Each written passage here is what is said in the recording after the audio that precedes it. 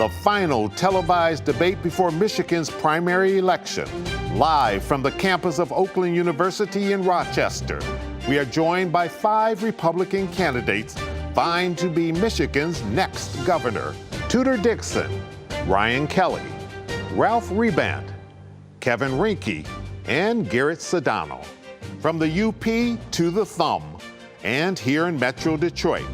This debate is airing live in every corner of the state. Proudly sponsored by WXYZ Channel 7 in Detroit, WXMI Fox 17 in Grand Rapids, WSYM Fox 47 in Lansing, and the Michigan GOP. 1 hour dedicated to getting voters answers they deserve. This debate starts right now. Good evening, I'm Chuck Stokes, and thank you for watching us from wherever you are this evening. Candidates, thank you for joining us. We know how busy your schedules are crisscrossing our state, so we appreciate you accepting our invitations. I'm teamed up tonight by my fellow Scripps Media co-moderators. To my far left, Doug Reardon of Fox 17 in Grand Rapids, the west side of the state. He is their political reporter. And in the middle, Elle Myers. She is with Fox 47 in our capital city, Lansing. She is also a political reporter. And I'm with WXYZ. A few housekeeping rules that we'll go over very quickly. There will be no opening statements from the candidates. The candidates will have 1 minute to respond to questions posed to them by the moderators. They will have 30 seconds for rebuttals. Each candidate is allowed up to 3 rebuttals. You don't have to take them all, but you have 3 at your discretion. And they will have 1 minute closing statements that we will make sure that we reserve time for them to utilize them. We should say that the order of the questioning and the order in which they are standing at the podiums was decided a few days ago in a random draw with representatives of the candidates. All right, without further ado, let's get started with what we all came here for. Doug, you have the first question for candidate Ryan Kelly. I do. Thank you, Chuck, and thank you, candidates, again for your time. As you know, the theme of tonight's debate is pure Michigan, and perhaps nothing is more Michigan than our lakes and our waterways. But not everyone in Michigan has access to clean and safe drinking water. For instance, in Benton Harbor and still in Flint, people are dealing with lead issues. And for many, many years now, even decades, a lot of Michiganders have been drinking dangerous PFAS chemicals linked to cancer. So the first question for you tonight, and you have 60 seconds to answer it, starting with you, Mr. Kelly, is how do you ensure that Michiganders, all of them, have access to clean and safe drinking water? After we saw the Benton Harbor crisis that happened, my campaign made a statement that when I'm elected governor, within that first year, I want every municipal water supply, whether it's a city, a township, to provide us with the age of their infrastructure, with the age of their water treatment plant, and then their most recent report for the water quality that they've had. That would be for the year 2022, and we want that by the beginning of 2023. That way we can prioritize across the state which cities' municipal water supplies need to be addressed and be repaired. And what we saw happen last year, Governor Whitmer, she gave millions of dollars to cities that did not need to have the repairs made. I looked at all those water quality reports and I noticed that those cities didn't have any lead issues, but we still had Flint, we still had Benton Harbor and other areas. So I want to see those water quality reports. That way we can prioritize Thank you, all of the Mr. Kelly. different. That is your time. I appreciate your answer. Mr. Soldano? Yeah, every single Michigander should be able to drink clean drinking water. Not only in Benton Harbor and Flint, but also with the increased testing that they're doing now. We're going to find out there's probably a lot of other cities that have infected water too, and these people should not be drinking lead-filled water. And so it comes down to infrastructure. It comes down to money going into that infrastructure. And that's why if you look at Florida right now, they have $22 billion surplus. South Dakota reported a huge surplus. Instead of having an enormous amount of money, which we should have, because this governor didn't handle the pandemic the right way with the lockdowns, with putting our kids in a mental health crisis, with canceling their experiences, opportunities, and dreams, we don't have the excess of money that we should have if she would have handled it the right way. So bottom line, we need to get the money to these places, and we need to invest heavily into our infrastructure and make sure all of our future generations have clean drinking water. Thank you. Mr. Rinke. Yeah, we have to look at the state of Michigan's lead levels and compare those to the federal lead levels. And lead is in our water, as are PFAS. So we need to prioritize. We know that Benton Harbor was roughly twice the amount of lead that Flint had, and it was ignored by this administration for a period of time. With the COVID money that came back in, I'm disappointed that our legislature and our governor didn't mandate that those funds were directed to fixing the problems in Benton Harbor, fixing the problems in Flint.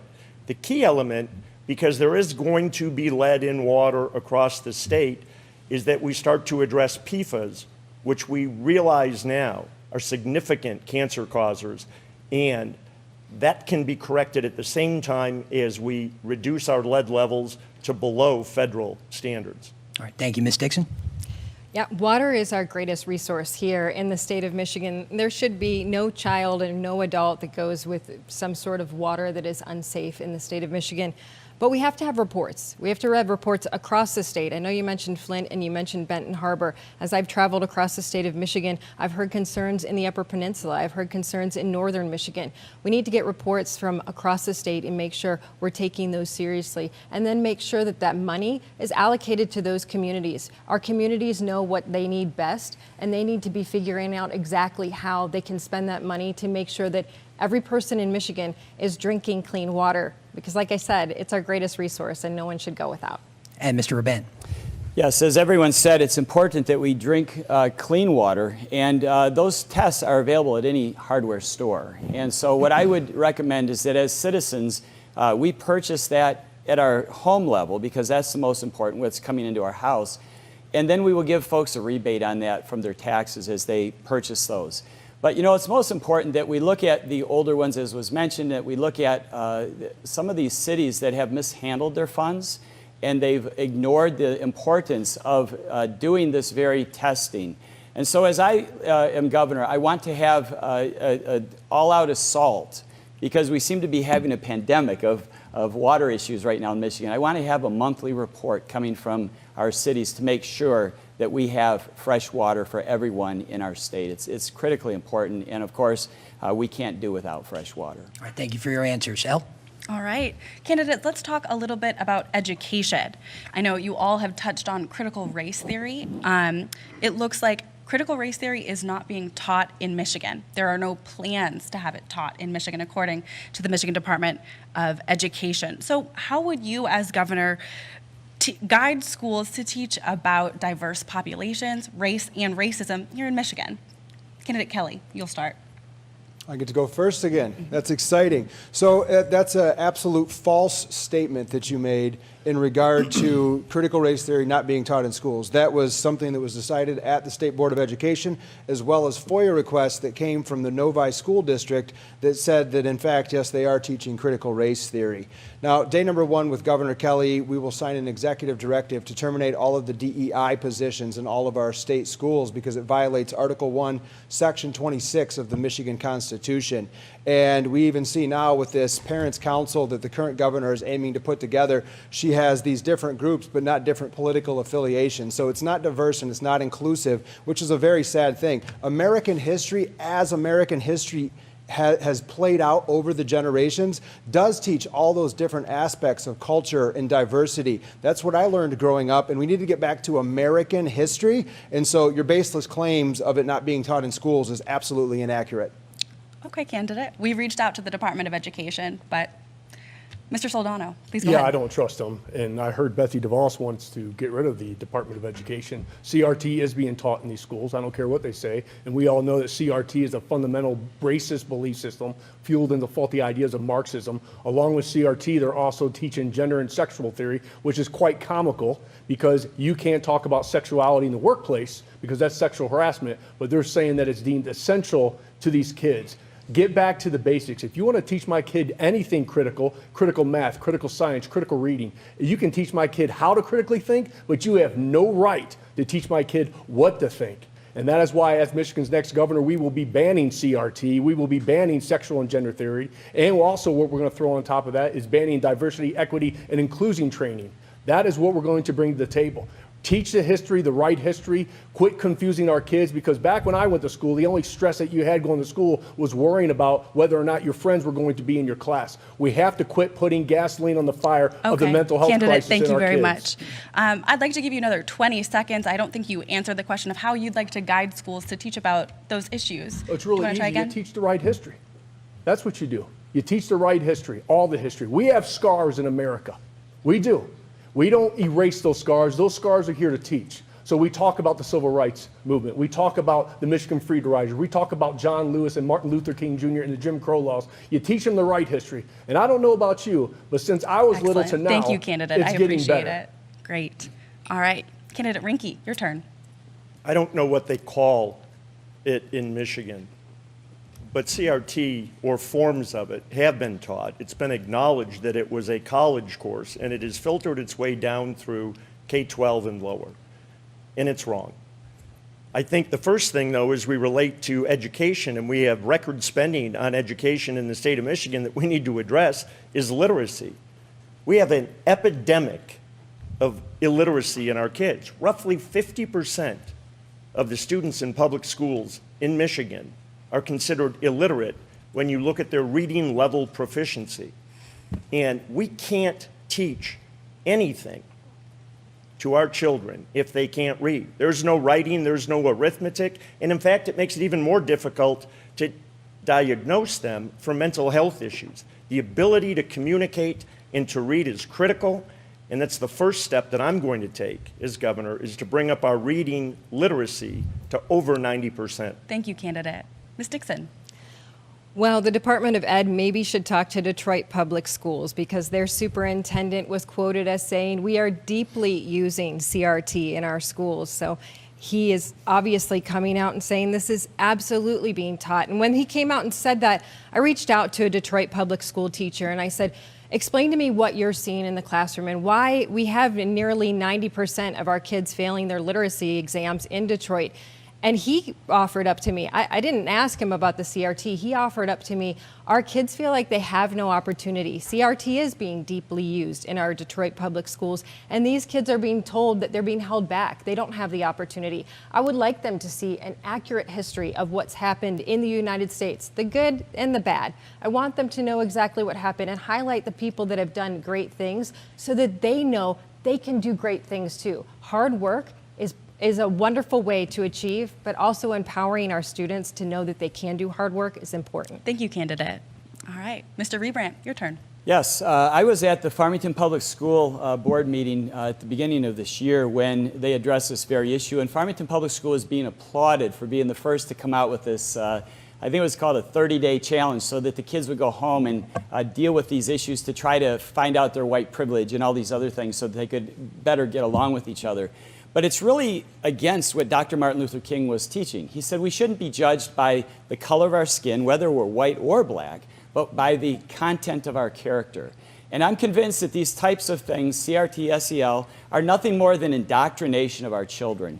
And what they do is they teach our kids to hate each other. They teach our kids to look for ways that they can just force this stuff that's been forced down their throats. So I'm not only going against the transgender, the CRT, but I'm looking to remove transgender teachings and furry days, and we need to get rid of sex ed and bring back health class, because we got to go from indoctrination Thank you, and to thank you all education. for your perspectives. We'll toss it over to Doug now, or Chuck. Chuck. So sorry. That's okay.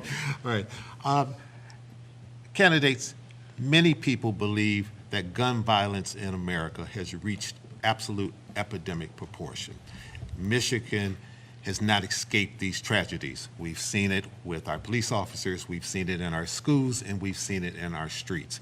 If elected governor, what will you do from your bully pulpit to take steps to make sure that AR-15 assault-style type of weapons are not getting in the hands of people who should not have them?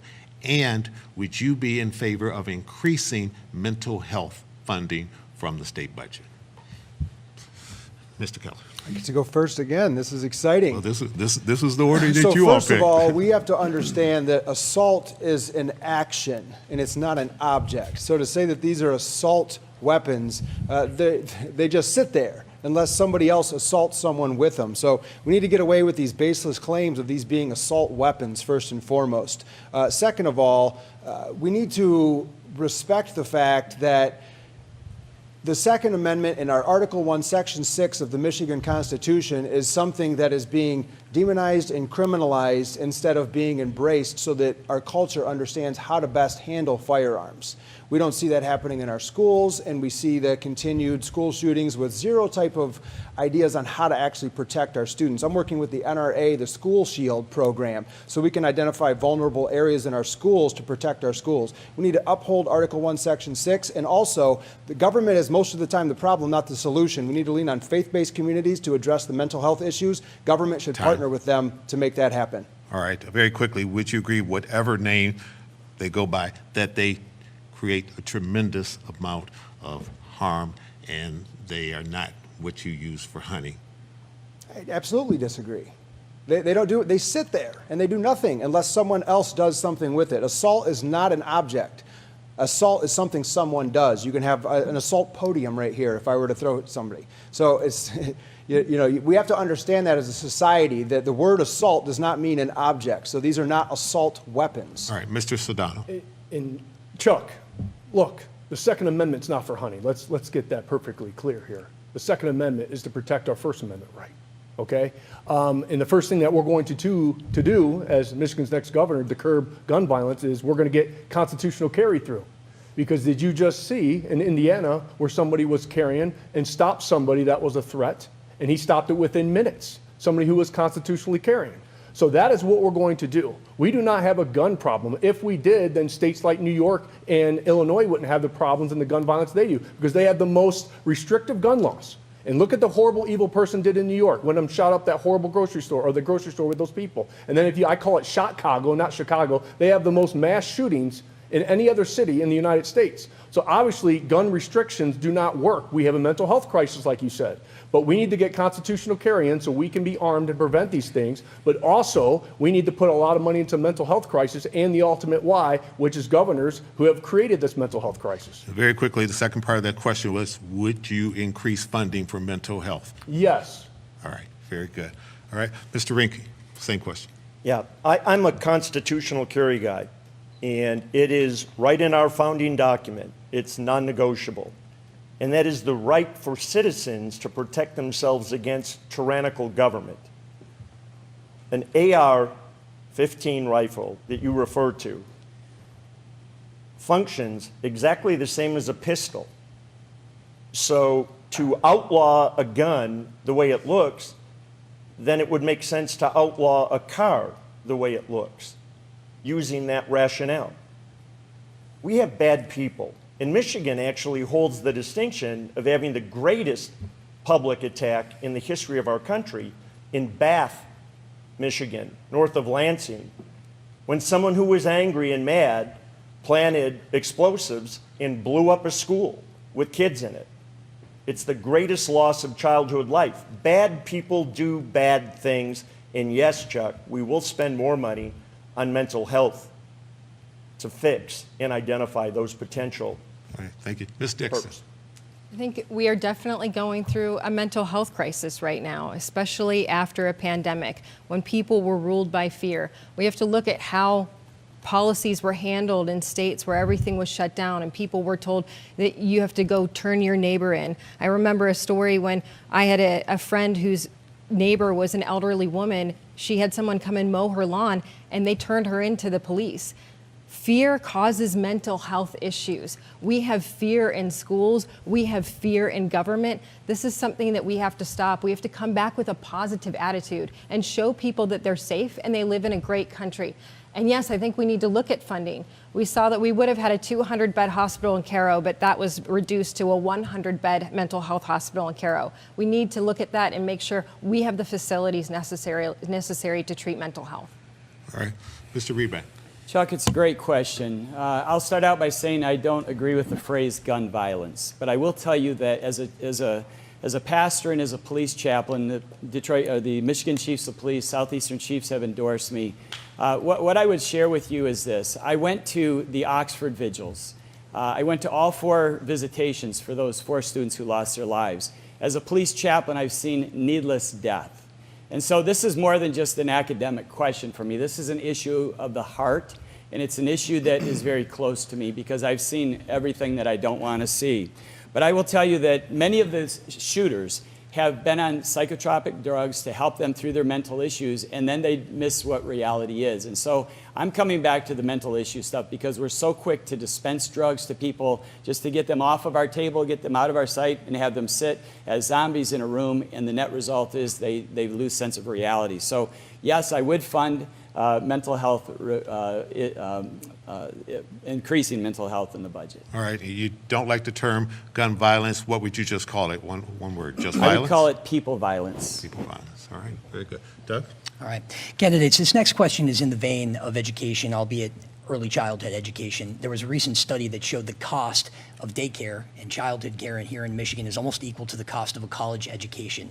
I have friends and colleagues, and I'm sure you do as well, who are putting their kids on wait lists even before they have their child. The cost of education for young children is too high here in Michigan. How do you, at the same time, make sure that families both have access to early childhood education and also can afford it? Candidate Kelly, we'll start with you. Again, this is the order that we drew in. All right, very good. Early childhood education is extremely important. My wife and I, we have 6 children, and our youngest is now just over 3 months old. We homeschool all of our children, and so we have a different lens that we look through, but not all families are in that same situation. And being able to provide the money following the student here in the state of Michigan is extremely important for parents to be able to have those options. We saw the recent Supreme Court ruling out of Maine that allows the dollars of the state dollars to follow to religious education, the money to be invested in the student. If we have that type of legislation here in the state of Michigan, parents will be able to draw more options for their students, be able to use those funds to allocate towards whether the education they want. I believe when it looks at the childhood care, we need to be looking at partnering with the private sector, with corporations, to give them enhanced benefits for providing that type of care for their employees. Thank you. Mr. Kelly, Mr. Soldano, same question, and keep in mind we're talking about early childhood education and daycare. Yeah, it's critical. I think we are 32nd in the nation in reading right now, and they're starting to tie in job competitiveness and education, or to job competitiveness to educational outcomes, which is obviously a concern. And we have to make sure that money that we're putting into these schools is actually trickling down to the student. That's what we have to make sure of. And another thing that we're dealing with right now is inflation, is the economy. So on average, these parents are just getting hammered with, on average, paying $300 to $600 more per month just for groceries and everything else. So everybody's already cut thin, and everybody's trying to do everything they can to survive here, and our kids are suffering because of it. So we have to make sure that this money is not only trickling down to the kids, but this money is following those kids. So when these parents choose on what school to take these kids to, that money's going to follow. That's going to create more competitiveness within our schools, and that's how another way that we're going to take back our schools. But bottom line, we have to do everything we can to help our youth. All right. Mr. Rinke? The children are the customer, and we've not recognized that in the state of Michigan. If we had, the city of Detroit, third grade reading proficiency levels wouldn't be that 85% of those kids can't read. And yet we continue to throw money at the problem when we know how to deal with literacy. We need to educate our kids, we need to measure that education process, and we need to start in kindergarten, come back in third grade, come back in 6th grade, come back in 9th grade, come back in 12th grade, to make sure that those kids never fall behind from a literacy perspective. Once we start to have effective education, we can look at the curriculum, and we can start to generate learning in our children that benefits the children as well as our society. Very quickly, because again, the question was paying and bringing down the cost of early childhood care. I'll give you another 15 seconds to say specifically how you plan to bring down the cost of early childhood education. What we need to do is get rid of the regulations that our state currently has regarding child care facilities that restrict and drive up costs because of all of the insurances that are required, the supervision, the inspections, et cetera, several cities add on to those costs, and it makes it prohibitive. But our kids obviously are funded in their education. Thank you. Ms. Dixon, bringing down the cost of early childhood education, improving access, how do you do it? Yeah, I know this problem well because I have 4 children, and we did have to find a preschool, and it's a challenge to do that in the state. And the answer is different in different areas of the state. So I think we need to understand that when you're in northern Michigan or when you're in the Upper Peninsula, it is harder for those folks to even find a center, let alone pay for a center. So how can we encourage people to go up there? And that's something we have to get creative about how we help these people to open their daycare centers and help them get licensed and help them go through the process and cut the red tape to make sure they're there. But also, let's look at our urban communities as well and say, what can we do within our public school system? And what can we do within our private sector as well? Because we have plenty of businesses there. We'd like to create a family-friendly Michigan. What kind of incentives can we give to companies to be family-friendly? And when I'm talking about family-friendly, I mean childcare, and I mean healthcare, and I mean family leave as well. Thank you. And finally, Mr. Rabin. You know, there's the old phrase, the hand that rocks the cradle rocks the world. And I may be different from everybody here, but I think the best childcare and the best teaching opportunities are parents who are able to keep one parent at home. And I don't think it's the government's job to give money to people to put their kids in a daycare. I think it's government's job to make it affordable for a parent to stay home. So I have a great plan to cut the budget, really slash the budget, because by slashing the budget, we're going to slash taxes. By slashing taxes, we're going to enable parents to be able to for one parent to stay home and to make it that decision. Because, friends, we will never fix the state unless we fix the city. We'll never fix the city unless we fix the neighborhood. We will never fix the neighborhood unless we fix the family. So we have to look at the hand who rocks the cradle, and it's got to be the parents. Thank you, candidates. Elle? All right, candidates, we're going to take a slightly different approach to the abortion discussion. So according to the Michigan Adoption Resource Exchange, there are more than 3,000 children in Michigan that are awaiting permanent homes. They have no one, basically, except for the state. So how will you work to reduce that number and prevent it from rising if abortion becomes fully illegal in Michigan? Starting with you, candidate Kelly. It's a great question, and definitely with the overturning of Roe versus Wade and the decisions coming back to the state, going to be a very discussed topic this election cycle. If you look at my 100-day plan on my website, you will see that we have the People's Cabinet. And I'll give you an example of what that looks like. I am working with a large group of parents in the foster system and looking to adopt so we can understand the roadblocks and the difficulties in regard to having foster children in the homes and then being able to adopt children. It's very difficult to adopt children here in the state of Michigan. We're going to work to put things in place to make it easier for parents to adopt children and find the right homes. It is something that is, going to be a continued issue that we have to deal with unless we get this corrected. Right now, there are so many parents out there that want to adopt children. So working with people that are actually going through the system now to identify the areas that need to have solution-oriented processes put in place, then working with the legislature to get those put into law. Thank you, candidate. All right, Mr. Soldano. My mom was adopted. And so this is very personal to me. And like a lot of departments and agencies in the state of Michigan, we need to make sure that we're looking at everything to make them better. We need to start putting more emphasis on pregnancy crisis centers. We need to put more emphasis on reforming the adoption and foster care systems. And we have to make sure that these women are supported who decide to give birth, right? That are going through this, that they have medical insurance, that they have support, that they understand and know that their baby is loved, that their baby is going to be cared for, and that when they give them up for adoption, that baby is going to be also cared for. So we have to do everything that we can to help these women and these children that go into the foster care and the adoption centers. All right. Mr. Rinke. I have several friends that have adopted multiple children, and I'm sorry to tell you that they went to Russia, they went to China, they went to Africa. And we talk about children in America that are sitting in homes and can't be adopted, while we are sending adoptive parents to foreign countries because it is easier, it is more accessible, and we need to look at the regulations. We need to look at the rules and the laws that make it so difficult for an American family to walk into an American adoption center and make a match with the child and provide for them. When my wife and I struggled to have our third child, we actually were going to adopt. And it was very, very difficult. We were looking at going overseas to adopt because that was faster and a better solution Thank you, than what candidate. Michigan offered. Thank you. All right, Ms. Dixon, you're up.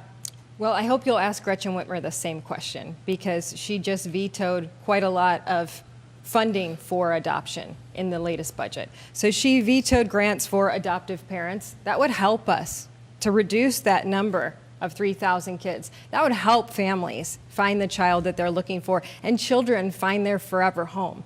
But Gretchen Whitmer doesn't want that. She also vetoed safe homes for pregnant women. So even pregnant women who are scared and maybe looking for that answer, she vetoed that. So we should ask her what she thinks about where these children will end up. She also vetoed funding for pregnancy centers. You know why? Because they talk about adoption.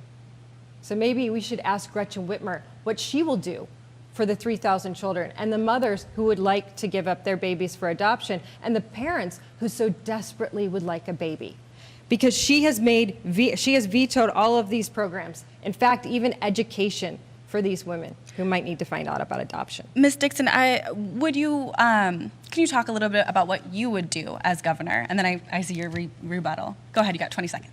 Yes, we've talked about a family-friendly Michigan. We want to have these pregnancy centers available to women so that they know their options and also so that they know that they can either keep their baby or they can safely find a home for people who would love to have their baby, but also so that they can get the care that they need. And if they need a safe home, of course, we want our women out there to be safe. We want this to be a family-friendly state. Family's number one. Thank you. All right, I see your rebuttal. We shouldn't be asking what the current governor is going to be doing because she's done after this election cycle. We need to know the solutions that we're going to be bringing, and that's why when I discussed my solutions that are applicable to the parents that are looking to have adoption access and foster access now, the solutions come from the Republican side of the aisle because obviously this current governor is done after the November election, everything that she's done to our state. So Thank you, candidate. bring solutions to Thank you. Okay. Mr. Rebrandt. Yes, this is a special question because on the abortion issue, Father Frank Pavone and Abby Johnson have both endorsed me. But on the issue of adoption, this is really a special topic for me for several reasons. One, our son and daughter-in-law adopted 2 African-American girls. And they adopted them when they were 1 year old or just under 1. And now they're 10 years old. They're just beautiful young ladies. And in our church, we've had people that have adopted children. They've waited in line to get children. So I don't mean to be disagreeing with the number of 3,000, but we have people at our church that are eager and anxious to adopt. And the reason why is because adoption really reflects what God's love is for us. He takes people from every tribe, nation, kindred, and tongue, and he brings us into his family. And that beautiful picture is what will transform this society once we get that support in the news out. So I would do whatever it takes to make adoption much easier than what it is. Okay. Thank you, candidates. All right. Ladies and gentlemen, let's talk jobs and business a little bit here. This is sort of a two-pronged question. Whether I'm talking to Brian Calley, former Lieutenant Governor, now over the Small Business Association, or Sandy Barua, leader of the Detroit Regional Chamber, they're quick to say small business is the backbone of America. What would you do to remove the major roadblocks as you see them for small business in this state? And if elected governor, would you use the power that you have to increase, keep the level the way it is, or decrease the amount of money used to promote tourism in this state? Mr. Kelly. Tourism is extremely important. Our natural resources are incredible here in the state of Michigan and need to be fully utilized, not only from the DNR side to manage things better and create an environment where people will want to come to the state of Michigan for hunting, for coming and visiting our Great Lakes, absolutely promote more tourism. In regard to jobs and businesses, absolutely small business and mid-sized businesses are the backbone of our economy. All this corporate welfare that we see paying hundreds of millions of dollars to these big companies to come here and set up shop, that puts all of our eggs in one basket. We need to provide an environment with energy first and foremost. I'm big on nuclear energy so that we can have abundant and reliable electricity for businesses and be able to lower the corporate income tax, be able to reduce regulations so that businesses can operate, get rid of all of these corporate income or these COVID restrictions. And then Kevin, too, let's talk a little bit about business with you, with your lawsuits. We'd really like to know how you're going to battle Gretchen Whitmer with those. All right, you may want to be able to have that in your rebuttal. Mr. Rink? Mr. Soldano? Yep, Mr. O'Donnell, I'm Okay, sorry. I making sure. apologize. All right, you'll know my name by the end of it, that's for sure. I know Look, now. number one, I call it the trifecta. We're competing with the Governor DeSantis of Florida, the Abbotts of Texas, Tennessee, which has taken 11,000 of our jobs with Kentucky and Tennessee. But if you look at those three states, Florida has tourism. Holy cow, can Michigan lead the way with tourism? What better state to come here year-round so we can compete with Florida with tourism? Texas has big oil, right? We have the largest storage capacity for natural gas. We need to start investing into long-term energy-dense solutions. And if we have the investment into natural gas and nuclear here in the future, then we're competing with the Texases of the world. In Tennessee, business-friendly, right? They have low regulations. So we need to cut regulations in the state of Michigan. Also, we have to make sure that no governor can ever weaponize the health department, because who in their right mind would want to come back in the next cold and flu season to open up a business? I have 30 more seconds. It went over.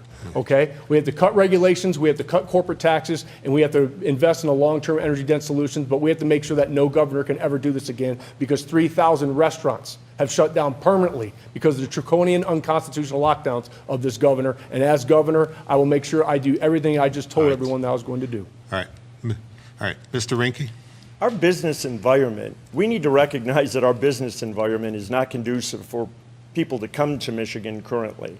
And it's a byproduct of taxes, it's a byproduct of regulations, it's a byproduct of our educational system failing our kids to provide workers, it's a byproduct of people trying to defund the police and not having safe neighborhoods for businesses and families to move to. I take an approach of creating an environment for everyone to be successful, and that's why I propose eliminating the personal income tax. 9 states didn't have it. If Michigan doesn't have it, what would that do for Michigan? All 9 of those states grew during COVID economically and in population, while Michigan lost 16,000 people. If we create the proper environment for people to come to our state with the beautiful opportunities that we have for sports, we will grow businesses and identify future businesses that will benefit our state. All right, very good. Ms. Dixon? Well, I've already proposed a 40% reduction in our regulation by 2024. We have a very overregulated state. It's very hard to do business with. In fact, the bureaucracy of our state is actually going after our small businesses right now. And no matter where I go, I'm told this is a gotcha state. We're sick of being here. And it's true. We need to be a gotcha back state instead of a gotcha state. Our small businesses have expanded outside of the state of Michigan. And the reason they tell me is that the other states, they want to be in the race with them. These people aren't making money unless they're producing, and they're not producing unless they can start up quickly. It's hard to start a business here in Michigan. It's hard to break ground. It's hard to get permits. It's hard to open up. In other states, it's easier. They want us to be in the race with them, and a Tudor-Dixon administration will be in the race with our small businesses, helping them to thrive. Mr. Reba? I've been a small business owner in my past history, and I've employed people, and I know what it's like to develop mission statements, vision statements, budgets, and things like that. But the biggest thing that we have to look at when it comes to creating an environment for business is the fact that we have so much government overreach, and everybody I'm talking to around the state, whether they're farmers, whether they're party store owners, or whether they're dentists, is that we have too much administrative state. And in those administrative state, whether it's OSHA or whether it's the health department, those groups have strangled our small businesses. So my goal in my first 6 months is to have 1,000 administrative state employees retire. So we don't have to deal with so much, and we won't hire them back. We're going to have them retire so that we can have a freer economy and less government overreach. All right, I saw a sign for 2 rebuttals, Mr. Sedano and then Ms. Dixon. Mrs. Dixon, you said that you wanted a 40% reduction in regulations, and bureaucracy was going after our small businesses. So my question to you then is this: When this was happening 2 years and 3 months ago, when Governor Whitmer was ruling unconstitutionally with her draconian lockdowns, where were you at the front with the rest of us while we were pushing back against this? I haven't seen you at any of the protest or rallies. I did not see you go out and sign or circulate the Unlock Michigan petition to take away that 1945 law. And I didn't see you in November of 2020, in December of 2020, when she shut down the restaurants again Time. from 25% capacity. Ms. Dixon. You must have missed me at Marlena's. You must have missed That was me in out March of there 2021. speaking. All right, let's let Ms. Dixon reply. You must have missed me out there on the air also talking about this and making sure there was a national audience. But I Your want to talk podcast? about tourism. I want to talk about tourism because you mentioned tourism. And Yes, I I think did. that this is so important because if we look at the no income tax and the low income tax states, they have their guests pay for their people not to have an income tax. So we would like to invite guests to Michigan and make sure that money is going back into the pockets of Michiganders. But we have to invest in tourism and we have to make sure that people Time. are looking at the state of Michigan as a place to vacation. All right, very good. See a rebuttal from Mr. Rinke. Yeah. The quickest way to generate businesses in the state is to identify opportunities and to create an environment for those people to come here. It's tax, it's regulatory, and income taxes are prohibitive. You cannot argue the fact that states with no income tax were more successful and that that's an element we would be the only state in the Midwest, and that would be very, very appealing for people to come to Michigan. All right, thank you very much. Doug? I got one too. Yeah, go ahead. All right, Mr. go ahead. Yeah. So Kevin, you never addressed the fact, we definitely want to know with the 2 lawsuits that you have for the companies in the early 90s that you were running with racial slurs that were used and sexual harassment, and you settled those cases versus fighting those cases to clear your name. So Whitmer is going to be using those against you. We'd really like to know how you're going to address that. And Tudor, the reason that you weren't there is because you weren't there to fight when the fight was happening. You're stepping in the ring. You too as well, Kevin. We need a fighter for Michigan's next governor. Time. Mr. Rinke, I see you. Let's have address the lawsuits. your rebuttal. I fought the lawsuits because they weren't true. They didn't define me then, and they don't define who I am now. I've had hundreds of thousands of employees that have been very, very happy. But the settlement, the people who sued me got nothing. They had to sign the $5,000 stipend after suing me for 3 years over to their attorney, and they're the ones that asked to settle, and they're the ones that walked away. That's the truth, Ryan, and that's how I'm going to fight Gretchen Whitmer with it, Time. because it's a dead deal. Time. Ms. Dixon, did I see a rebuttal from you? No. No, okay, just want to make sure.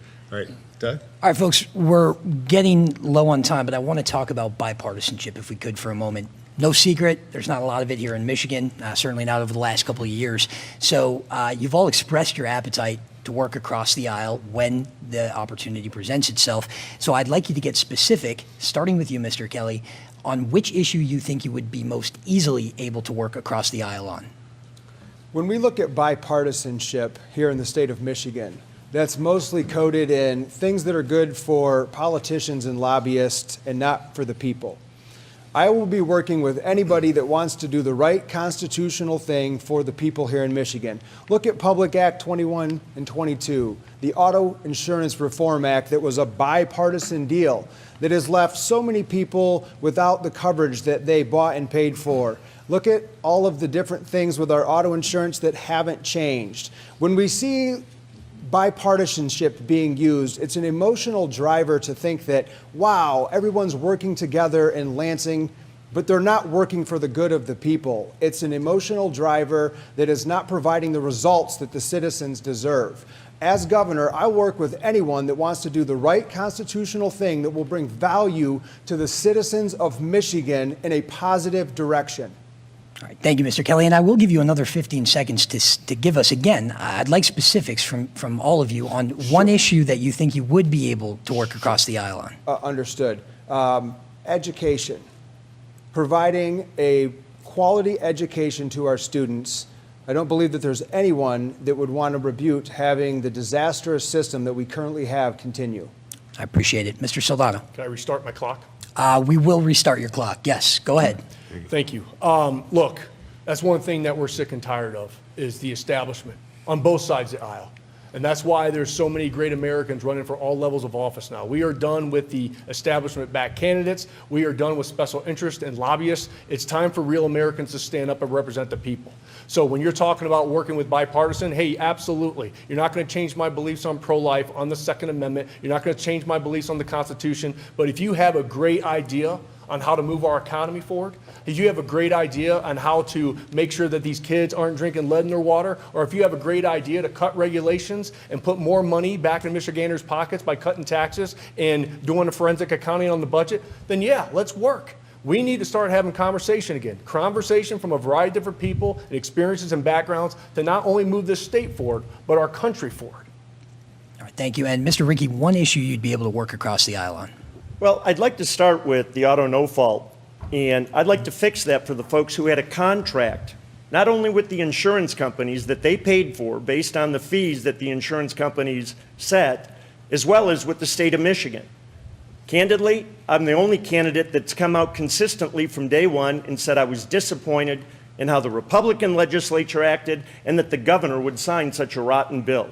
Several times I am on record saying I would not have signed that bill. Those people have the right to the coverage that they paid for. The state of Michigan and the insurance industry has a $24 billion fund of the people's money that they are refusing to cover. I have a son-in-law who has to fight, who is an auto no-fault survivor, and has to fight for what is owed him. I have worked in my traumatic brain injury business and had to fight for the people that had rights and had coverage, and the insurance industry constantly was trying to block them. All right, thank you. Ms. Dixon?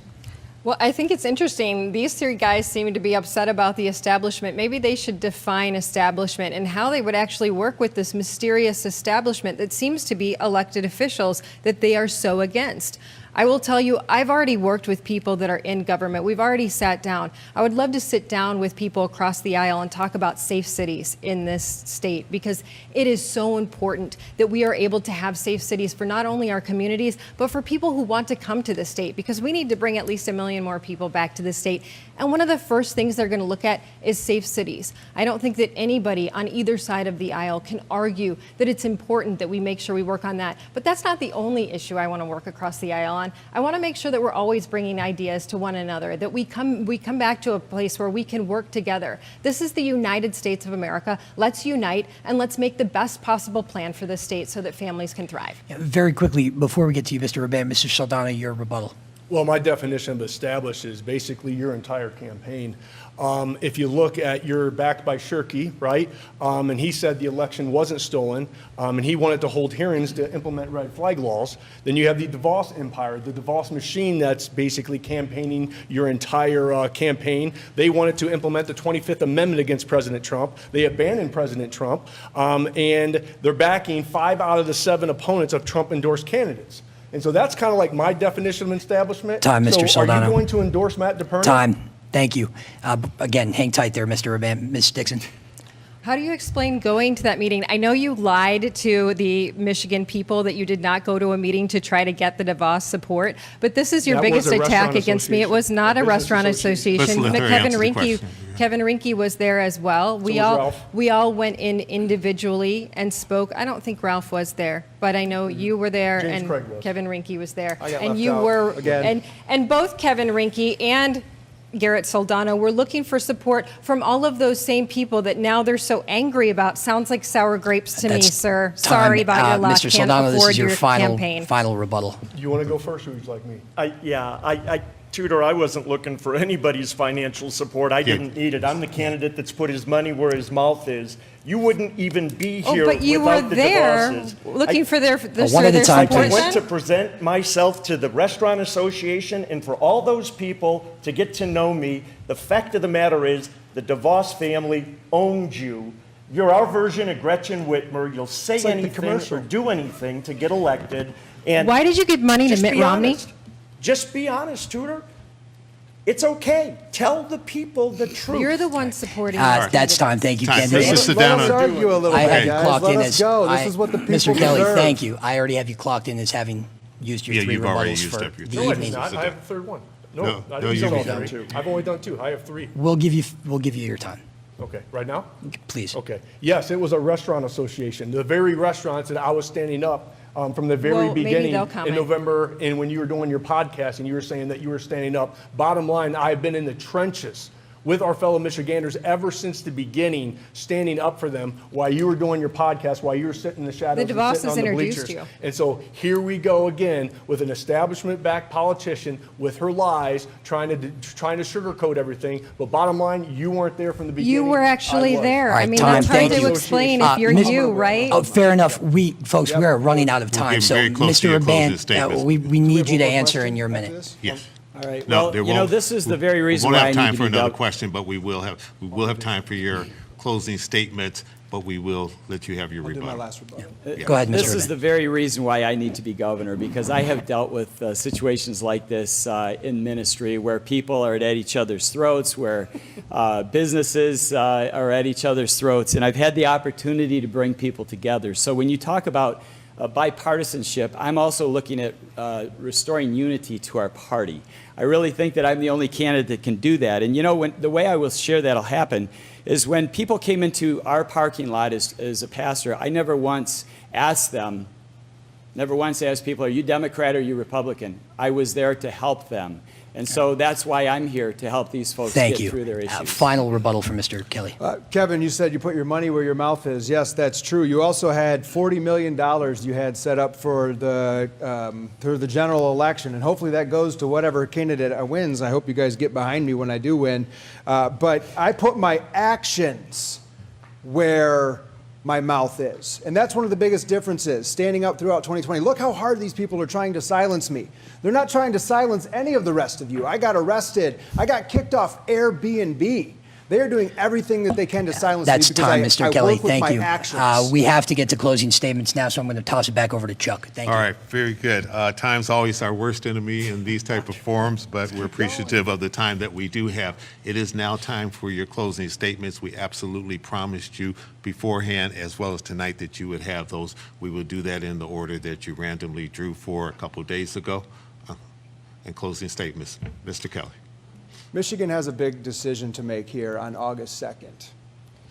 When we look at our actions, we can look at the Mackinac Policy Conference, where the 4 other candidates here, they went up to the island and allowed the left to segregate them from the conference that required vaccine identification cards and COVID restrictions. I said no. Stand on principle, even if you stand alone, said John Adams. I will continue to stand on principle. For all of the decisions that I make will be what is guiding for the very best decision for the future of our state. My wife and I, we have 6 children. And we won't stand by on the sidelines and allow our country to go to ruin without putting up a fight. By my actions, I have been putting up that fight. I will continue to do that for the state of Michigan and the United States of America. Now is a very important time in our history. Michigan, on August 2nd, elect a fighter. Elect Ryan Kelly as Michigan's next governor. Well, bottom line is we, at least most of us here, except the establishment-backed candidate, have the same beliefs and values. We're conservative, right? So it comes down to these 3 things: leadership, fundraising, and do you have the chops to go up against Governor Whitmer? And I have proven over the last 2 years and 3 months what I bring to the table, not only with leadership, with spearheading and getting Michigan's greatest asset involved and activated to get positive change throughout the state. And that was the Unlock Michigan petition. That was recruiting thousands of licensed election inspectors. That was helping these kids get back to schools, helping these kids get back to athletics. The list goes on and on. I'm not a career politician up here giving lip service. Bottom line, I'm the only candidate on this stage that went up against Governor Whitmer and won. I'm 1-0. And what I'm most concerned with is we need somebody who's going to be focused and spearhead and do everything that they can to go up against Governor Whitmer. You're going to be battling a court case. You've put your own money into this race. How are you going to fundraise in the general? Tudor, we'll just skip it because you've been sitting on the sidelines. And Ralph, my goodness gracious, I love you, brother. But I just don't think you have enough for the primary. I'm going to Mr. deal with Rinke. style. All right, Mr. Rinke. We're all applying for the job of governor, and the governor's role is to run the business of the state of Michigan. And I'm the only candidate that has the size, the scope, the breadth of business for over 30 years. I've owned private companies that have grown in Michigan to be the largest in the state and some of the largest in the country. I've participated in 2 Fortune 250 companies, that had significant numbers of employees. I've done it in automotive. I've done it in healthcare with my post-acute traumatic brain injury business and an autism services business. I've employed hundreds of thousands of people, and we have serviced millions of customers. I know how to run the business, and I applaud these other folks. We've got a great real estate salesman. We've got the best chiropractor in the state. We've got a radio talk show host. We've got a pastor. And then you've got a choice for who can run the business. That's me, and I'll look forward to being your governor. All right. Ms. Dixon. From the beginning, I've been running a policy-first campaign, and I've crisscrossed the state, and I've listened to you, I've learned from you, and I've presented my vision for the state, my positive vision for the state. We have 25 policy goals that we plan to enact by 2025. My vision is that people in Michigan will have good careers, they'll have better schools, they'll have safe communities, they'll be able to pay their bills, and they'll have safe and fair elections. I've been doing all of the work behind the scenes. I've gotten the endorsements. I have the police behind me. I have Right to Life. My opponents, what have they been doing? They've been talking at you. They've been puffing up their chests, and they've been running silly attack ads against me because they thought it was a popularity contest. They didn't realize it was about serving you. All right, let's let her make a closing statement, please. If you remember one thing, remember this. This year, there will be an epic race between a conservative businesswoman and mom versus a far left career politician Time. and liberal birthing parent. Mr. Rebat. Citizens of Michigan, what we have just observed is what we don't need in Lansing. We need someone who knows how to solve problems. You know, we've spent $22 trillion over 60 years to try to fix Michigan, and we have more hate, we have more anger, we have more frustration, we have more suicides, more incarcerations. And we've sent people to Lansing to try to fix these problems, and they've tried to fix it with money or with education. And the problem is we can't fix spiritual problems with those solutions. I'm running for governor because John Adams stated that our Constitution was made for a moral and religious people. It's wholly inadequate for any other. And that's why we've seen the disintegration of the state. That's why we've seen the disintegration of the culture. And that's why we have the problems that we have today. As I said, we've already sent everybody else to Lansing. And so I would encourage you to join with us to make Michigan a lighthouse to the nation and end the Time. disaster and vote for the pastor. All right. Candidates, thank you very much for presenting all of your points of view this evening and joining us. Co-moderators, thank you for coming over from Lansing and Grand Rapids. We appreciate it. We want to thank all of our sponsors, and we want to remind you on Tuesday, August the 2nd, to get out and vote. Your vote matters. I'm Chuck Stokes. Good night.